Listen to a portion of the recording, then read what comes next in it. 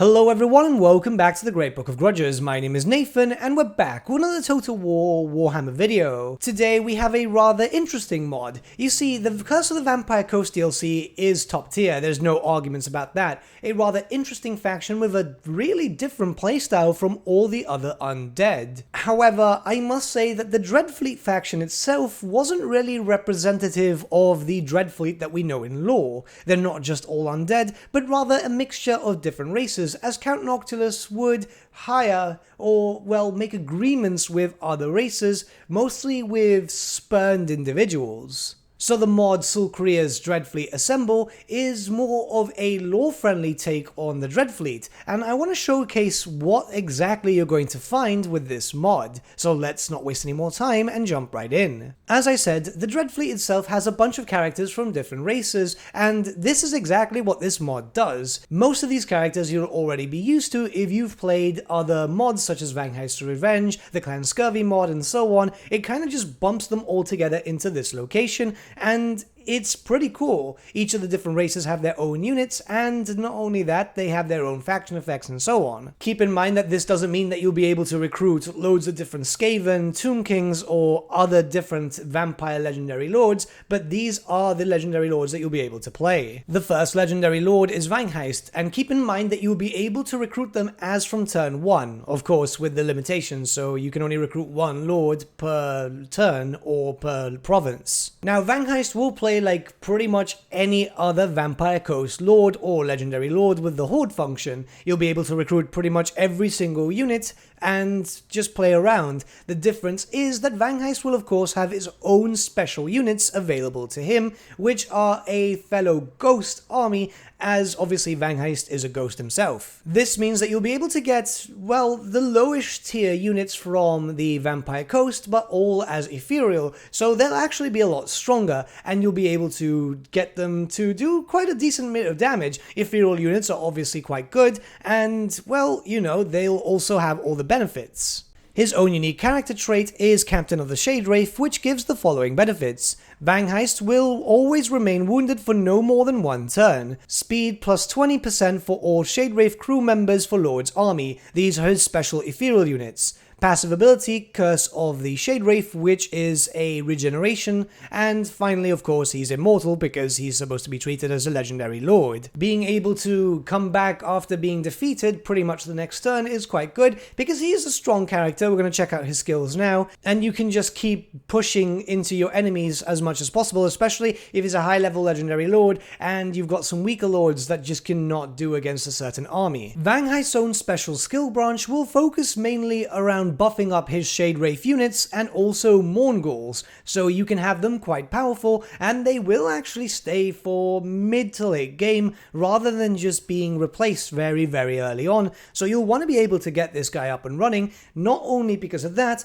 but he does have some special unique skills, like for example Cursed Fleet, which is unlockable at rank 16, which increases pirate crew growth plus 5 for all armies faction wide. This is very beneficial for you if you're looking to build up your hordes. Plus, if you're playing as Vampire Coast, you're likely building up your hordes. Considering you can get him very early on, it would be quite beneficial to get him up and running and try level him up as fast as possible. Now we have Scretch Halfdead, a undead Skaven character, which has quite a lot of unique units. If you've played the Clan Scurvy mod, you're pretty much sorted there. You'll be able to get a bunch of nautical themed Skaven with loads of firepower, loads of special guns, and even a Skaven landship, because, you know, why not? The thing is, this character is supposed to play very drastically different from the standard Skaven, not just because obviously he's a horde, but because of his roster too, so you'll get a different type of playstyle and you'll also be able to have a lot more fun with it. He starts off with a character trait Sharp Claws, which is rather basic, charge bonus plus 4 and weapon strength plus 5%. Nothing too special, but it is important to note that he does start with the Siege Attacker trait, which is obviously very beneficial very early on if you're looking just to attack some walls and don't want to waste your time building up any towers and so on. Scratch himself doesn't have many unique skills, but he has some rather strong ones. First one will focus around increasing leadership, casualty replenishment, and armor of his units in his army. The second one will focus around horde growth, and you can get it up to +10, increasing raiding also, and income from sacking settlements. And the final one is actually really powerful, as you can increase the range, ammunition, and reload time reduction for that of your artillery-based units. If you want a pure gun line with just big cannons everywhere, this is a character which is going to do that for you and make them, well, extremely powerful. It's really just into your style of playstyle, but this is honestly really, really good. Amanotep is your Tomb King character, and there seems to be a little bit of a bug here. I'm not sure if this is intentional or not, but you've only got one specific building. Maybe he's going through a bit of a rework at the moment, but don't you worry about that, as you still will be able to recruit normal Vampire Coast units. But it's a bit weird. I've not had this come up before, I'm not too sure what's there. You're still able to recruit quite a lot of different things from here, so don't you worry about that. So you'll still get your benefits from your Tomb Princes, your Necrotechs, and so on.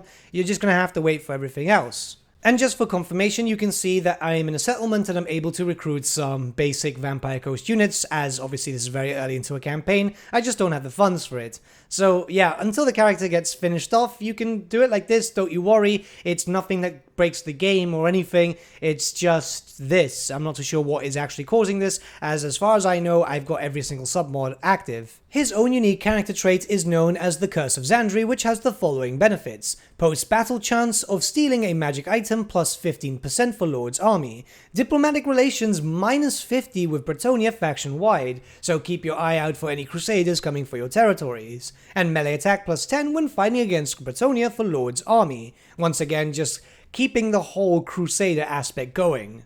The character himself will play like a Tomb King, and unfortunately the majority of his skills will focus around buffing up Tomb Kings themselves, so until this gets kind of fixed out, he won't be too good, though mind you, this is one of the only characters that you'll have access to with a different type of mount, as naturally he'll get access to a Casket of Souls, which is of course pretty good. It's a very good artillery piece, and obviously you'll also be able to make use of the Law of Nehekara, but it does depend on exactly how much you like that law. Keep in mind that this character doesn't need to be used, and he's probably the weakest one out of all of them at the moment.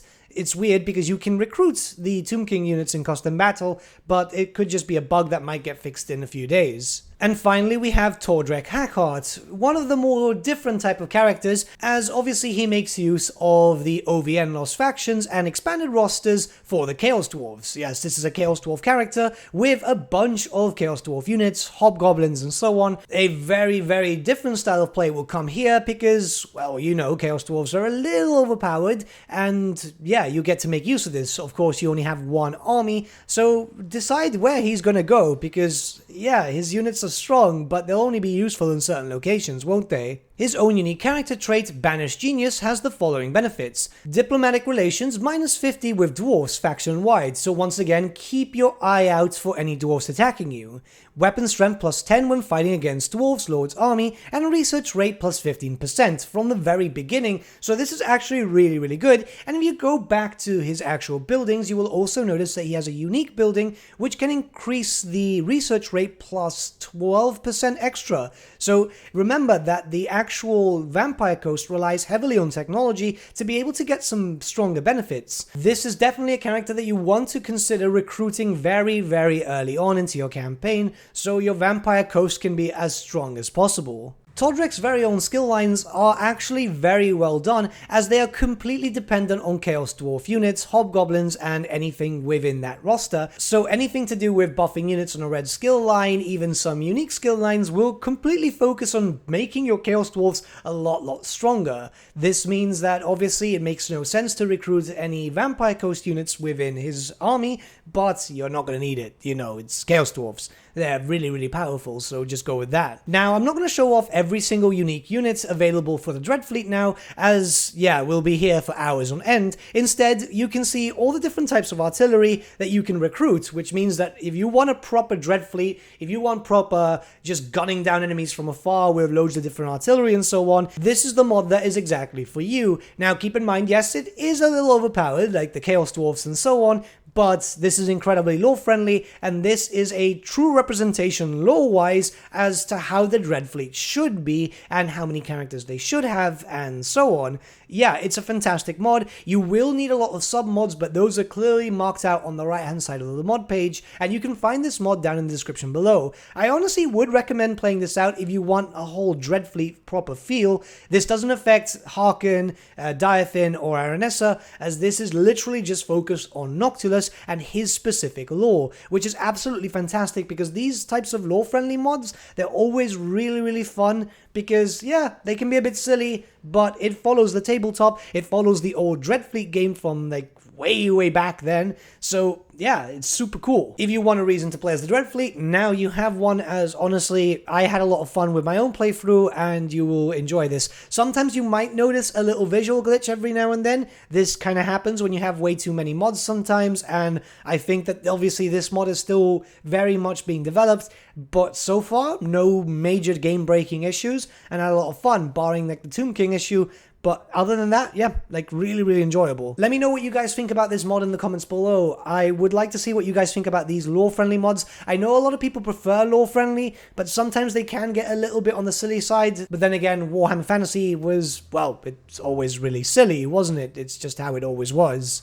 But with that, my friends, we've come to the end of our video. Thank you so much for watching. If you did enjoy the video, might I suggest giving the video a like, or even subscribing to the channel, as it really does help us out.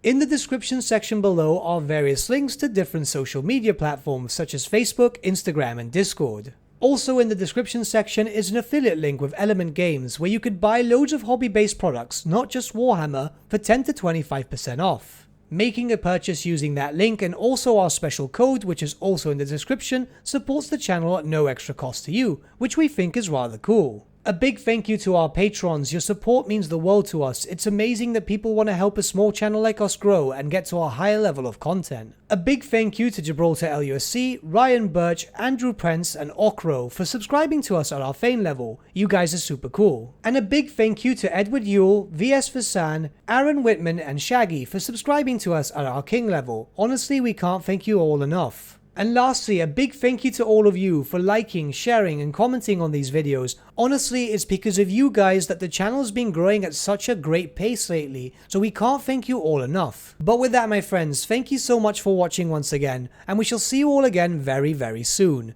Have a good day.